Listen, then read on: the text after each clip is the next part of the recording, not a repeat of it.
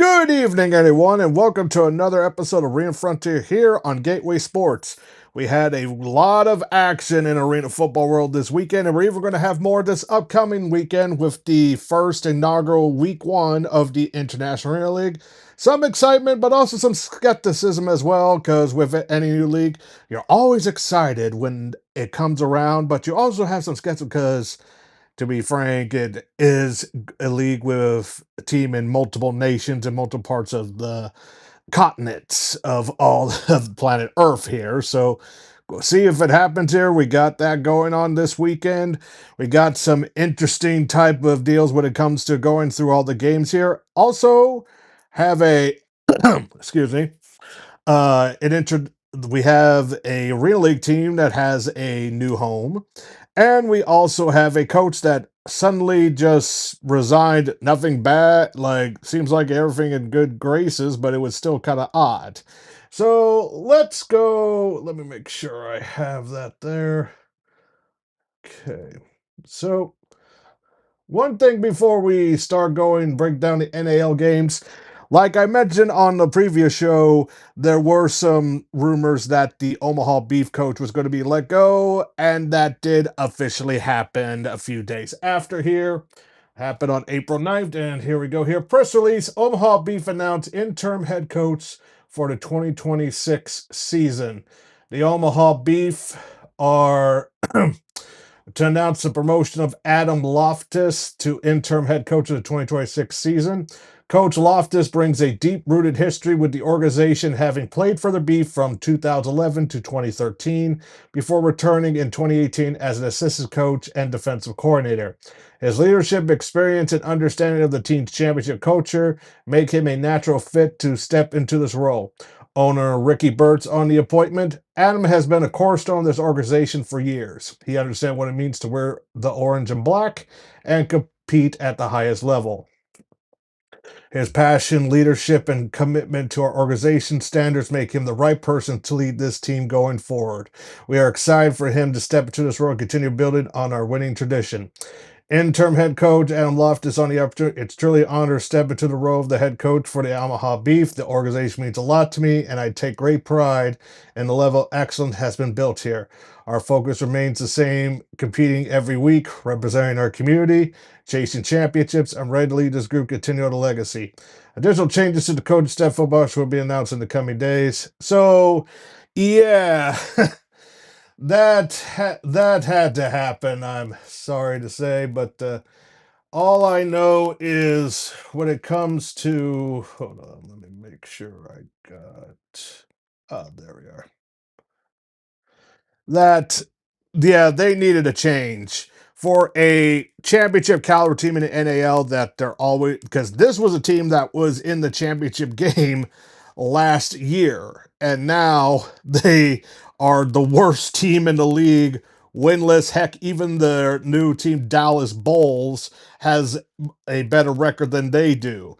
So it's just very interesting because we joke in the arena world that the NAL is a league that makes sure that the Omaha Beef kind of either is going to win the championship that every year or do something in order to get there. But yeah, that that was that was insane. That it's just amazing how that goes there.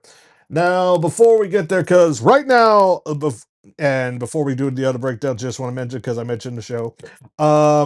Yeah, the Arena League team, the Iowa Woo, announced that they are going to be playing their games within the University of Northern Iowa Dome, which is quite interesting because this isn't the first time the Arena League had to play some games like in the middle of a football field. If those were during the inaugural season, there was some type of weird, like something going on with the flooring of where the Kansas City Goats were playing, and they moved their games outdoor to a high school football field, which, to be fair, actually did pretty well attended, and honestly, for rent for at a high school, on a public high school, and there it ain't much. So they actually made a lot of money doing that. So So this is actually going to be quite at the Uni Dome, and it's one of the few domes that are used in college football world. So I'm interested in how the layout is on there, because like for this type of dome, like it is small because of the division that University of Northern Iowa played in. Also, this is a school that Kurt Warner graduated from and played. So it'll be interesting to see, and I actually would like to see how that goes and where they place the field, because they'll be probably either smack dab in the middle, or I don't know. It's like either in a set smack dab in the middle for so everyone can see. So it's just gonna be seeing how the camera layout go for that type of deal inside the dome there. So that's it for the Arena League, because right now they're doing camp stuff. Their season starts next month in May. So now let's get to the National Relay games. First game, oh, this was very competitive at the end, but like it, I just like these competitive games between, and the first one is against the Sioux City Bandits and the Southwest Kansas Storm. Kansas Storm keeps going with their undefeated streak, and it just like the first one, it's just like defensive all. Then it starts to offense in the second quarter. Then it kind of happened in the third quarter too, with just the Sioux City Bandits like come and get there. But then the Southwest Kansas Storm came back at the end and beat the Sioux City Bandits 41-38. And right now, it looks like when it comes to undefeated teams, it would be them and Selena. So you're going to have a pretty good crowd when you have the Kansas versus Kansas battles coming soon for in the National Arena League here. So, but both players play good, and it just goes to show you that, because believe it or not, like some of these teams were actually pretty weak last year, but now they're just strong. So this game, Sioux City Bandits quarterback Lorenzo Brown, 10 through 26, 161 yards, 2 touchdowns, 3 rushing attempts for 15 yards. Fullback Jeff Mack II, another good game. He's always been so consistent. 10 rushing attempts, 41 rushing yards, 2 touchdowns, then 1 reception for 7 yards, then also 4 kick returns, 91 kick returns, and one of them for a touchdown. Uh, Wide receiver Damon Powell, 8 receptions, 90 yards, 2 touchdowns. Only pretty much the offensive win for the passing game for Lorenzo Brown. Best defensive performance for the Bandits, LaJohny, Vase, and McCoy. 7 tackles, 2 assists, 1 fumble recovery, and also recover that fumble. 1 interception, and 1 pass defense. Southwest Kansas Storm quarterback Matt Struck, 21 out of 32, 303 yards, 2 touchdowns, 2 interceptions, 8 rushing attempts for 12 yards rushing, and 2 rushing touchdowns. Running back Jane Sutton, 7 attempts, 15 yards, 2 touchdowns, 2 receptions for 28 yards. Wide receiver Demarius Washington, 8 receptions, 139 yards, and a touchdown. Wide receiver Mason Pierre, 5 receptions, 74 yards, and a touchdown. One rushing attempt for 4 yards, and four kick returns for 67 kick yard returns. Best defensive performer for the Southwest Kansas Storm, defensive back Tiffany Shen Jr., 7 tackles, 2 attempts, and a pass defense. Now, the next one was actually quite surprising. For like the Pablo Punishers, they're like the newest team there. They're doing good and all that stuff. The Louisiana Reboot, they have improved from last year, let me be clear, but I wasn't expecting this one to go as close as it did. If that makes sense, like I'm glad the Roo have improved. It's just that I did not expect them that this game would be this close against the Pablo Punishers. So yeah, first one, it was kind of like they got the same momentum. Second one, they go through. Then it just third quarter, it was all the Punishers. Then fourth quarter, Louisiana was trying to get back, but it just wasn't enough. Pablo scored again, and then the Punishers beat the Roo 55-38. So like I like the fight that the Roo has started. Just that like I knew the Punishers were going to win. I just didn't think it would be by that little. So excuse me. So, Louisiana quarterback Tuslam Wilson, 24 out of the 44, 229 yards, 2 touchdowns. Uh, excuse me. Then also, they actually had, according to the stats, they also had their backup in doing passing and rushing duty. Heck, was able to get some passing yards, and also a rushing TD, so that was interesting. Running back Daenerys Anton, 6 attempts, 18 yards, 2 touchdowns, 3 receptions for 28 yards, receiving, and also got a tackle on defense and a forced fumble as well. So double duty playing the old fashioned arena football here, and some of this for the Roo. Wide receiver Rashad Ridley, 7 receptions for 6 for 2 touchdowns and 1 rushing attempt for 2 yards. Best defensive performer for the Rubaroo, Malik Allen, 2 tackles, 1 attack, and a half sacks. The follow punch of Brandon Kyles had a different one from last week. 8 through 16, 87 yards, 2 touchdowns, an interception, 7 rushing attempts for 60 yards and 2 touchdowns. Wide receiver Andre Thomas Cobbs got 7 receptions for 65 yards and a touchdown. Wide receiver Patrick McSweeney, 2 receptions, 17 yards and a touchdown. Another what receiver can yeah, for more on a return game though, that's where actually most of the scoring came from. For the Punishers, Kenton Brown, 5 kick returns, 230 yards and 4 touchdowns. And best defense for defensive back Jodrick Crockett, 5 tackles, attack, and a pass defense. Sorry about that. Little delay there. For some reason the stats for was incomplete for the Amarillo Warbirds and the Colorado Spartans game.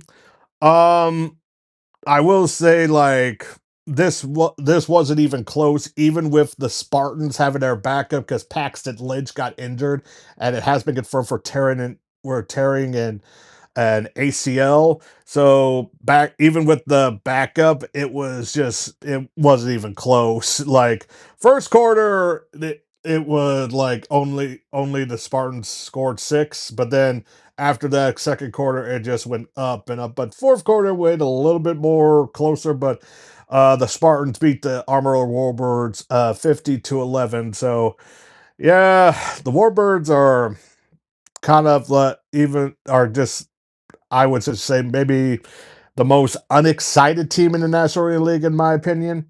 But that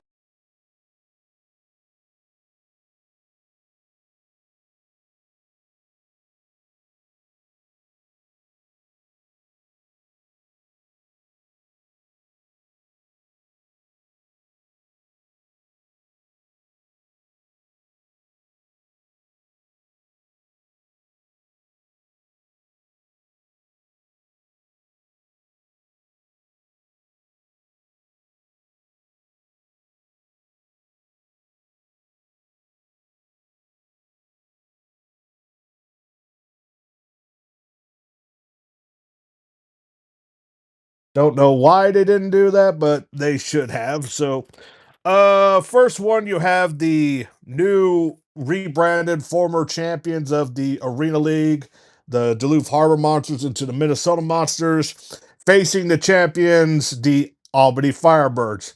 Now, before this game, Sam Castro, their starting quarterback from last year, actually he left because he got signed to the Houston Gamblers. So that means that their backup, Joshua Coca, which is actually Nashville Cats quarterback, Tyler Coca's brother. So that's going to be an interesting matchup when you have brother versus brother on there.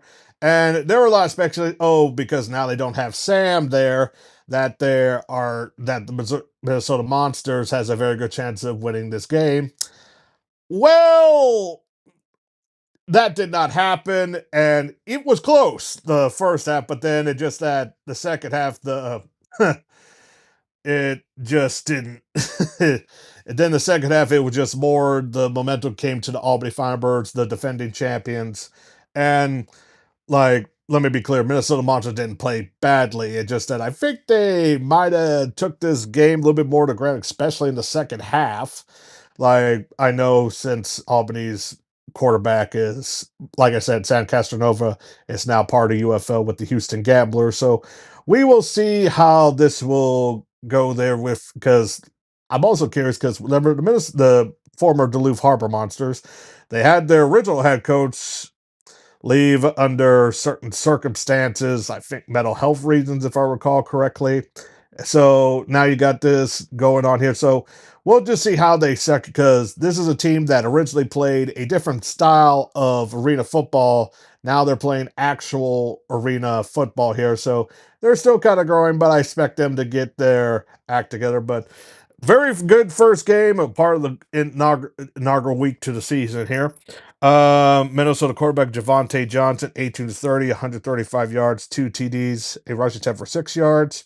Fullback Shannon Brooks, 16 attempts, 32 yards, and a touchdown. Yeah, that's one thing I'm going to mention. Overall, there has been an increase when it comes to running backs getting production this year for the 2026 season of Arena Football. I like that. It's interesting to see. It's not like it just short bursts. It's just that we're just now seeing some more runs overall. Usually you see mostly a lot of running in the Indoor Football League, but you're seeing a little bit more in the National Arena League, now the AF1. And just we'll kind of see how the Arena League does it with how they do their style play, and also we'll see with the International Arena League as well. Wide receiver Clarence Williams, 8 receptions, 73 yards, and a touchdown. Wide receiver Jamal Couch, 6 receptions, 36 yards, and a touchdown. Best defensive performer for the Monsters, defensive lineman Shaki Holiz, 2 tackles and a sack. Albany quarterback Joshua Coca, 12 to 23, 159 yards, 5 TDs, one rushing attempt for a yard. Fullback Trevon Shorts, 30 yards rushing, a touchdown, one.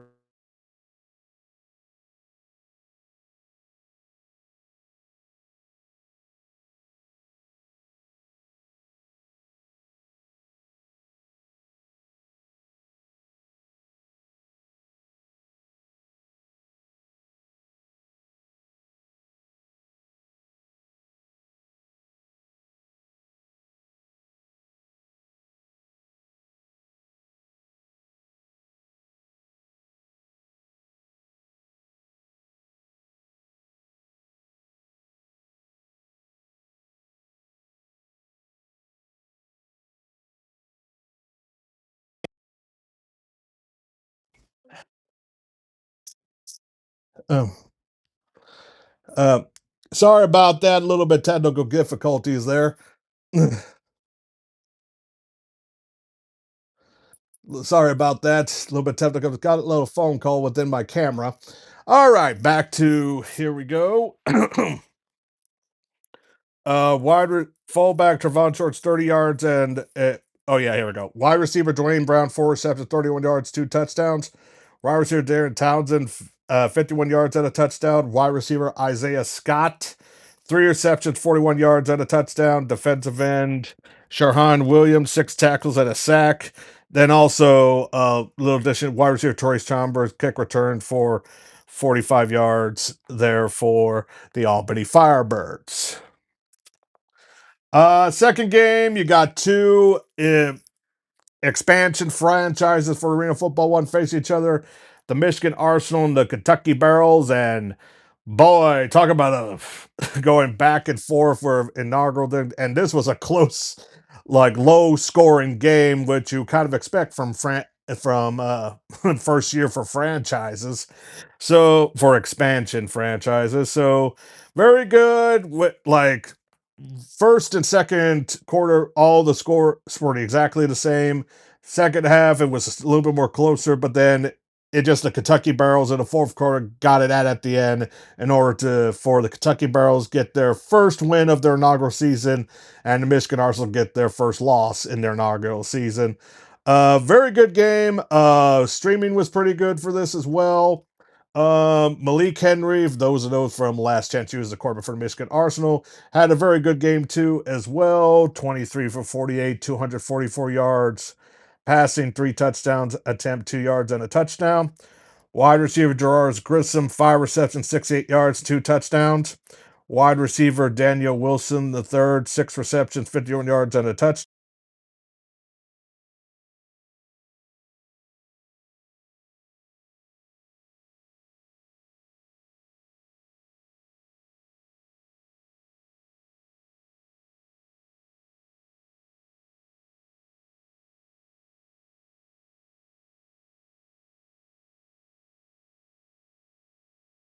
when it comes to recording their stats for sometimes it don't, they're incomplete, or heck, they're even showing as of right now that some of the games are still being played on Yahoo Sports right now with live tracking, which is kind of ridiculous. Um, let's see. Kentucky Barrels quarterback Dalton Oliver, 13 through 22, 190 yards, 3 touchdowns, 1 attempt for 2 yards. Running back Vincent D'Arlio, 3 attempts, 5 yards at a touchdown. Wide receiver and also defensive. Actually, technically, one of the best receivers was actually a defensive back, according to the stats here. Defensive back Darrell Marshall, 7 receptions, 110 yards, 2 touchdowns. Wide receiver Darius Prince, 3 receptions, 43 yards, and a touchdown. Wide receiver Dazon Epps, 3 kick returns, 115 kick return yards, a kick return touchdown. Uh, and best defensive former, one guy that you always have to be careful for when it comes to being offensive face in the real league, Ezekiel Rose, defensive lineman, 2 tackles and 2 sacks. Next one, we got the Oregon Lightning and the Washington Wolfpack, the rivalries that are close to each other on the West Coast. Very competitive game, and I'll say this. The Washington Wolfpack, even though they did lose this game, they have it's though this is a team that mostly has lost. This is my opinion, a good loss because it was so much more closer. Like you could see the improvement. Their new field looks pretty good. They actually have players that actually like are a good matchup for other teams. You don't have a center that's 5'8" or something like that. So it was good to see.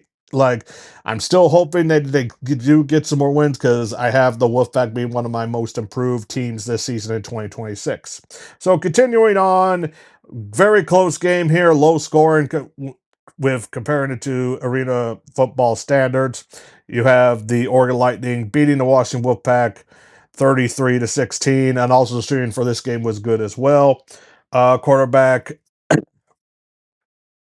of course, you got Dalton for the Lightning for 10-21, 117 yards, 3 touchdowns, 2 interceptions, 4 attempts for 22 yards.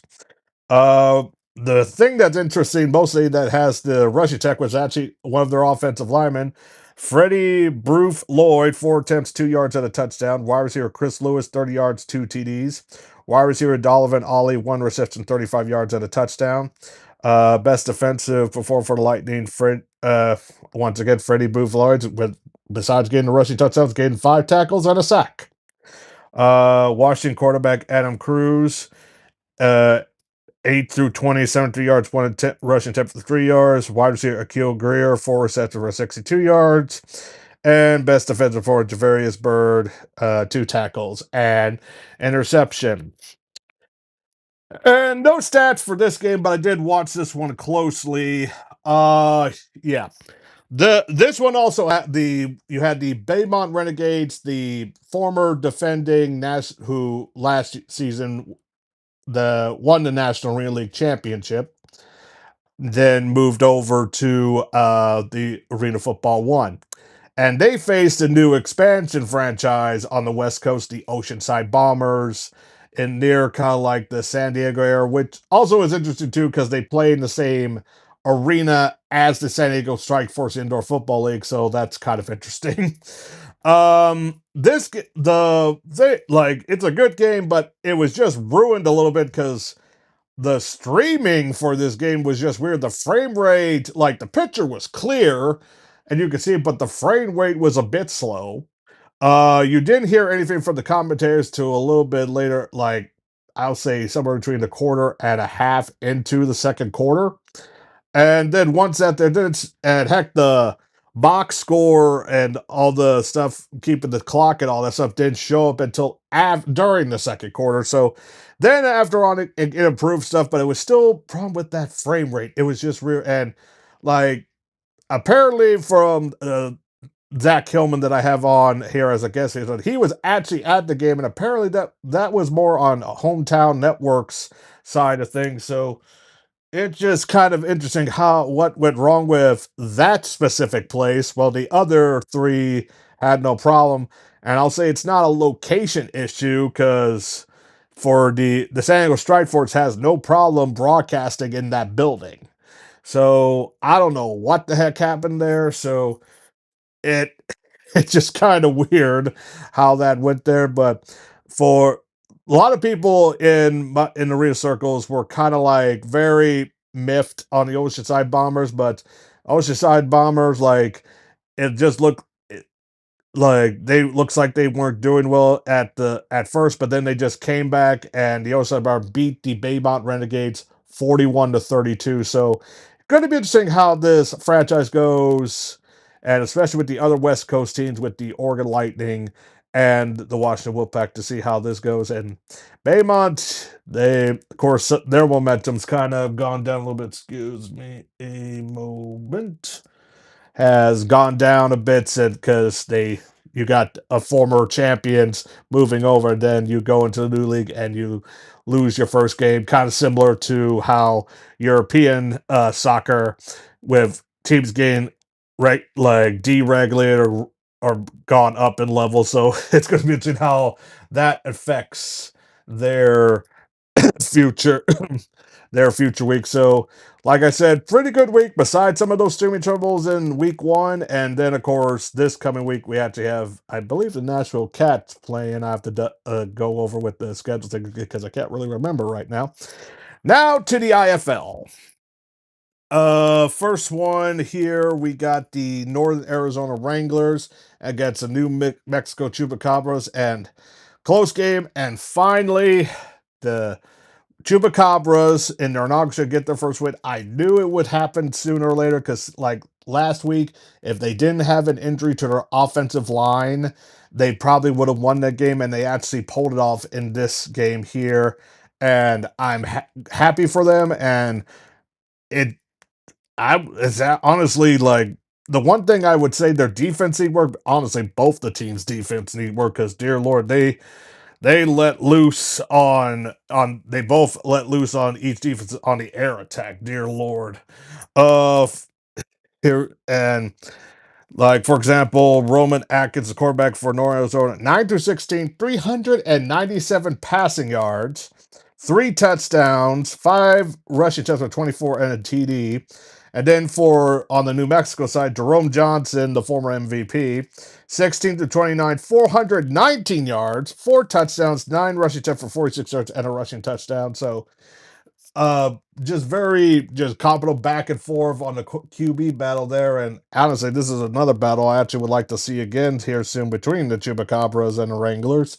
And they are close to each other, so this will be an interesting rivalry in the future if it skeets up. So going on here for the Northern Arizona Wranglers, running back Nolan Sosi, 6 rushing attempts, 129 yards. Once again, you're seeing more from the running backs in all the arena leagues, especially in Indoor Football League, 129 rushing. Wow. Wide receiver Marlon Cook Jr., 4 receptions, 173 yards, 2 touchdowns. Wide receiver Stephen Lewis, 2 receptions, 87 yards, and a touchdown. Best defensive performer Ryan Johnson, 2 tackles and a sack.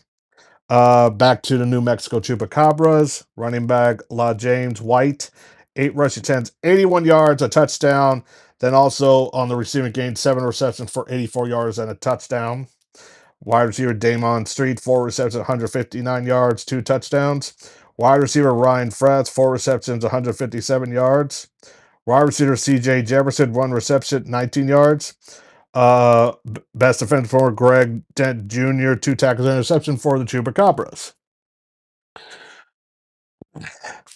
Next game, seriously, you got the Iowa Barnstormers going to Fisher Freight. I knew the Fisher Freight was going to win, but seriously, I would think the Barnstormers would actually improve here because they were one of the worst teams. And also, well, let me rephrase it. They weren't one of the worst teams. They just had one of the worst luck teams because most of their games they lost was by 1 possession. So, hope you would think with remember this was the team that Kurt Warner was the quarterback of in the 90s, winning arena championships before coming to the Rams in St. Louis and winning the Super Bowl back in the 99-2000 season. Now, did start good in the first quarter because it was competitive. Then it just that after that it was just like it was just like separating from each quarter from the Fisher Freight and Barnstormers. And Fisher Freight, for being in their second year, they are vastly improving and actually becoming a pretty good championship caliber team when it comes into the indoor football league. Can't wait till they start facing the Green Bay Blizzard and also the Arizona Rattlers later this year.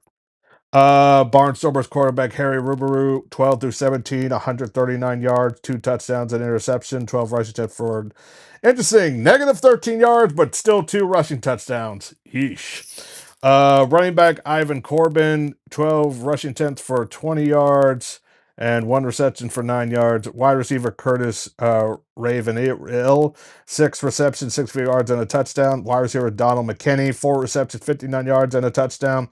And best defense for Tyler Tate. Fisher Freight Court Felix Harper, 6 through 6, 62 yards, 1 touchdown, 7 attempts, 36 yards, and a touchdown. Running back Josiah King, 9 attempts, 70 yards, 2 touchdowns, 2 receptions, 37 yards. Wide receiver Jordan Davis, 1 reception, 10 yards, and a touchdown. Defensive Ja'Cory Benjamin, on defense, 2 tackles, 4 assists, and an INT. Then you got, of course, a game that always is good between these two every time they face each other. The Green Bay Blizzard and the Quad City Steamwheelers. Of course, you got the Blizzard with their new heir apparent because since Max Mailer and Kamari Clark both went to Arizona Rattlers. Then you got quarterback Liam Thompson in there, and he's actually done pretty good. And then facing the Quad Neal, which you always have to prepare for when facing the Steamwheelers. And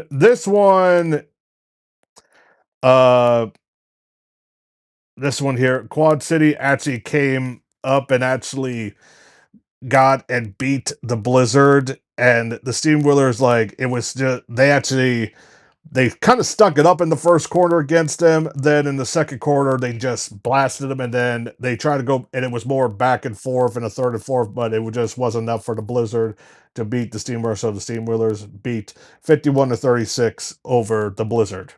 Green Bay quarterback Liam Thompson, 9 through 16, 121 yards, 4 TDs, 1 interception, 8 rushing attempts for 22 yards. Running back Damlon Brown, 3 attempts, 12 yards.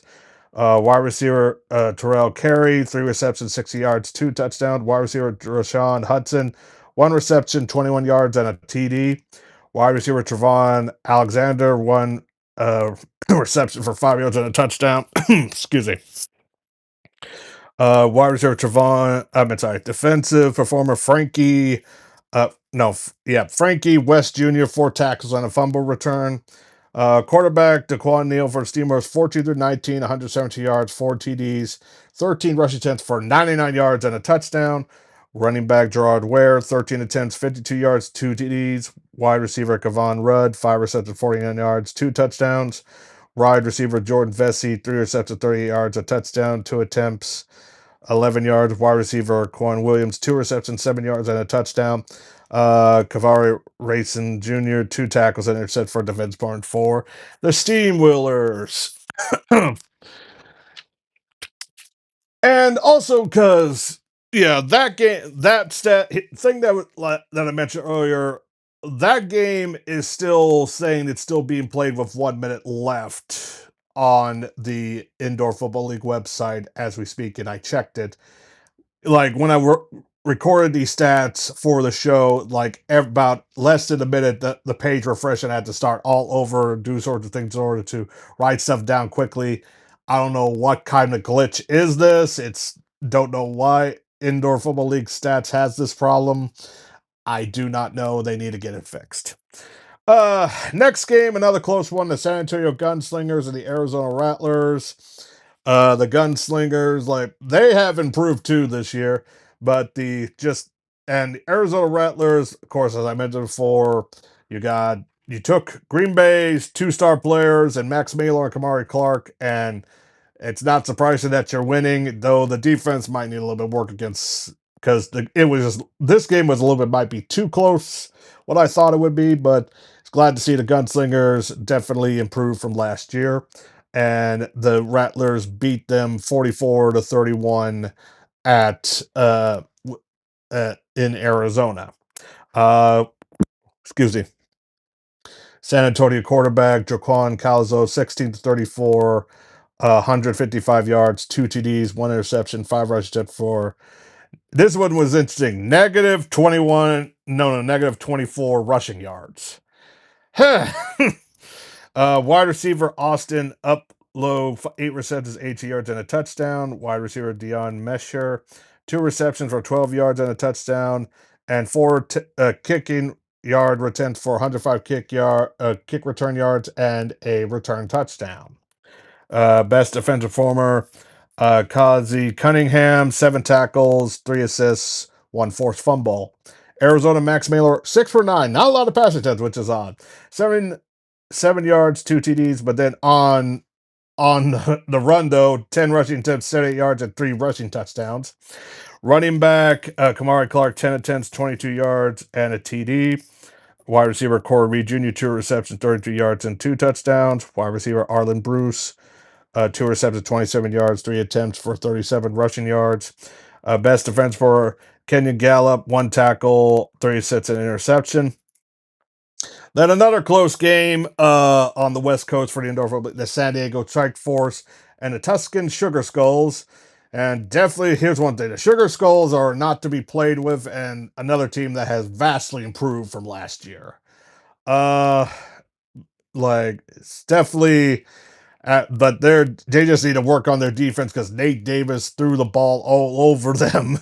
So, but they just need to get that fixed. And the one thing, the Sugar Skulls actually were close to this. They actually made a very good comeback from after the first half because second quarter, the Strike Force was just scoring over the Tuscan Sugar Skulls.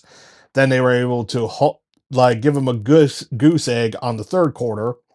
And then the fourth quarter, it was just back and forth, and it just wasn't enough. So I'm happy to see who actually wins the Battle of Arizona between the Rattlers, the Sugar Skulls, and the Wranglers. So we'll just see about that. Something I'll ask pretty soon, hopefully, with Zach Killman about.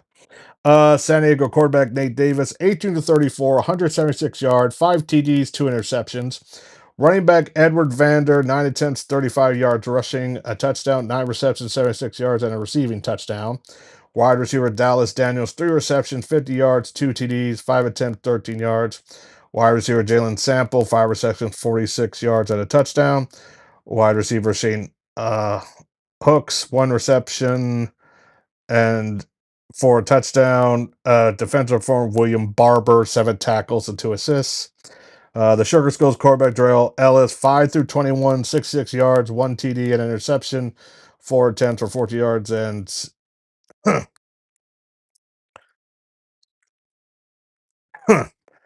uh, man. Running back Brandon McKay, 6 rushing attempts for 50 yards, 2 TDs, and wide receiver Javon Lofton, 3 receptions, 54 yards, and a touchdown. Also, and then their other running back, Trevon Thomas, 3 attempts for 2 TDs, and defensive for Brian Murray, 4 tackles and an interception. Now, the final 2 games of the Indoor Football League. Once again, this is the stat problem. There were no stats for the last 2 games, and both were played on Yahoo Sports Network. Don't know why they didn't have it, don't know, but that goes to the one thing here. The Tulsa Orlando Pirates, very close game, but interesting enough, the day before, and I went to the Battlehawks game on Saturday, and I saw on my Twitter feed that the head coach just somehow just resigned out of nowhere. Don't know why it happened. Don't we like nothing good or bad? It wasn't like something happened like it did in the UFL last weekend where the Columbus Aviators head coach former Ohio State and NFL pro receiver Ted Ginn Jr. actually got arrested for DUI, was unable to coach the game, and their offense coordinator Todd Haley had to coach that game. So it was just an odd, just like out of the blue type thing. And even Jason Swartz, who I had on last year, who was part of the New York Dragons, even mentioned like because he thought he had like a worse experience when doing arena football because he actually is a kind of like a reporter for the New Orlando Pirates. So kind of excited and glad to be back in arena football, especially with that experience with the Entertainment Football Associate, which still looking for investors, but it just kind of odd how that thing went because he was very excited, especially me wanting to bring back the New York Dragons franchise into arena football. And this is the tweet that happened. It says, I love Orlando, but I have decided to resign as the head coach of Atlanta Prides. I'm proud of our 2-0 start to the season and the foundation we built in a short time. I wish the organization, uh, players, coaches, and Orlando fans nothing but the best. And then also the article, the Orlando Pirates have announced that Rob Keefe has stepped down as head coach effective immediately upon receiving a blessing of the organization to do so. In a short statement, Keefe said, I'd like to thank the organization for the opportunity and wish them all the best throughout the remainder of the season. It's good term to just, I guess it's something personal that had to happen. Let's not like pry into this. And like, as long as it's good terms and all that, there's no need. I honestly, it's none of our business. It's just that it was just odd. And the thing is, it all it did there was just promote I forgot the coordinator's name, and it continued their undefeated because it was a close game and the Orlando Pirates beat the Tulsa Oilers 61-55. Game that came to the end. Still wish the Indoor Football League would have the stats for it. Then the final game, and once again, no stats for this game. The Jacksonville Sharks lose to the Vegas Nighthawks 54-53. Another close game. I like how these are more competitive and just like not just so rapid, like feels like it's a shutout game for a high school, which unfortunately the only other game that I mentioned last week was the Cedar Rapids team in the AIF against the traveling team Pennsylvania Union, that's what happened and not unexpected when Cedar Rapids beat the Pennsylvania Union 46-9 for those Tritons. So yeah, on there. So now let's get to the games that are happening this week for arena football here. We'll start with the National Arena League here for week 6. We got the Dallas Bulls versus Louisiana Rubaru on Saturday the 18th at 7:05 Eastern time. That will be on the NAL network. I honestly, this would kind of be close in my opinion for this game. I kind of want the Dallas Bulls to win there, so I'm going to have there, but I expect this to be a very close game with the teams in the bottom tier of the league. Then you got the Southwestern Kansas Storm versus the Armiller Warbirds on 6:30 that evening as well. Yeah, that's going to go to the Southwest Kansas Storm. If Armiller somehow pulls an upset, I will be shocked. Then later at 7:10 Central Time, the Salina Liberty will face the Soul City Bandits. This is going to be a very close game too, but I have the Salina Liberty continue their undefeated streak there. Let me fix this here. And then the final game for the National League, the Omaha Beef, comes from their bye after their change of coach versus the Colorado Spartans. I'm going with the Spartans. I'm sorry. The Beef, if they somehow I'll be surprised if they get the win. I do think they have a chance, low probability, but I have the Colorado Spartans beating Omaha Beef. Then then the first Friday game we have in the coming this week in the AF1, we have the Arsenal Michigan Arsenal versus the Nashville Cats for their home opener on Friday at 8:00 EDT. Kind of hard to tell, but I'm gonna have the Nashville Cats just edge it out a little bit on that one. Then on Saturday, you got the Albany Firebird versus the Baymont Renegades. You have the last year's champions against the AF1 champions versus the last year NAL champions. This actually would have been kind of a good crossover game if they weren't in the same league, but that's kind of interesting. So I'm going to go with the Firebirds on that one. Then on Sunday, you have two of the newer franchises, the Oceanside Bombers versus the Kentucky Barrels. I'm actually going to have a coin flip on here, but I'm just going to edge the Oceanside Bombers with their momentum over the Renegades. IFL. They got a Friday game where we got the first battle of Florida, Orlando Predators against the Jacksonville Sharks. On overnight at 7 o'clock. Um, I'll go with the Predator, the Pirates. Why did I say Predators? Orlando Pirates.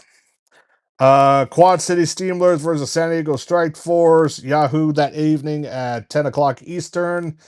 Go with the Steam Wheelers. Saturday's games: the Iowa Barnstormers versus the Green Bay Blizzard. 5 o'clock on Yahoo Sports Network. Gonna go with the Blizzard. Vegas Nighthawks versus the San Antonio Gunslingers, 5 o'clock on the Oversight. Oh, yeah, Oversight Network. I'm going to go with the Nighthawks. Fisher's Freight versus the Tulsa Oilers, 8 o'clock on that Saturday evening on Yahoo Sports Network. Fisher's Freight. Sunday games: Arizona Rattlers versus the National or Arizona Wranglers. Battle of the Arizona. Yahoo at 4 o'clock Eastern time. Rattlers. Then the New Mexico Chupacabras versus the Tuscan Sugar Skulls at 7:30 on Yahoo. I'm gonna go with the Chupacabras. Then we go for 4 games in the International Arena League. Though I'm wondering on their website the times might be wrong because they got 3 games, say they're going at 6:30 p.m. at once, but I think the time difference is a little bit interesting because one game is playing in the States and the other 2 in Europe. So there's a chance. I'm trying to see what the time delay or kind of calculate, but it's kind of weird that they all say they're all playing the same time Saturday evening at 6:30. We'll see how this. And so far, it looks like they're probably going to have their games uh, on their probably league page on Facebook and YouTube, where they do their conferences and stuff there with their commissioner Dan Lust. So that's what I'm guessing. We'll see. Of course, let me see. The first game it states you have the Pennsylvania Benjamins versus at the Las Vegas Rockers. I'm just gonna go here because it's kind of hard to tell with these teams since they haven't really put much information out. But I'll just go with I like the Pennsylvania Benjamins name and logo better there. Now the England Eruptors versus the Glasgow Tartans. It's also going to be interesting how the European sports fan goes with the arena football as well. So we'll see how the crowd goes for these games there in Europe. I'll go with the Glasgow Tartans, the home team. The Zurich Ibex versus the Dusseldorf Warriors. I'll go with the home team too. Then Sunday, their lone game in the States, the Cincinnati Slingers versus the Utah Grade 8. Might as well go with the home team too here. So that will be on 2:30 Sunday. Yep, that will go through all the deal there because now you got so far there is no AIF game this week, and then pretty soon, because boy, April's going up fast. Sorry about that, is going through fast here, and then May. Because another thing that's also happening next week is that the AAL is having their draft, and kind of interesting. It's kind of like they're mostly drafting their players from their minor league of AAL two, so that's going to be kind of interesting. And they're having their play right now, so it's just like it's basically playing in season, kind of like doing like in a version of end of a year, but all of them are getting drafted here with no specific team claiming rights. So, and that'll be interesting to see when that starts. Then the Arena League is also starting in May. Then pretty soon the AAF is going to end. Then it's the NAL. Then just going some backs and forths here, and then we'll see if there's any more news that with new franchises coming to whatever league and stuff, because that does tend to happen within in the late spring to early summer part of the arena football season. So I'm excited to see. I'm hoping these international arena league games go well here. hopefully this league plays the whole season. They have about 15 weeks, and we'll just see. Because, like I said, I'm both excited, but I also have some trepidations about this. So that will do it for this week on of Arena Frontier here on Gateway Sports. Next week, as of right now, looks like it's going to happen. I'm going to have my special guest that I have here a few times of Zach Kilman. Be sure to join us here next Tuesday on Arena Frontier on Gateway Sports Network. See you all next week.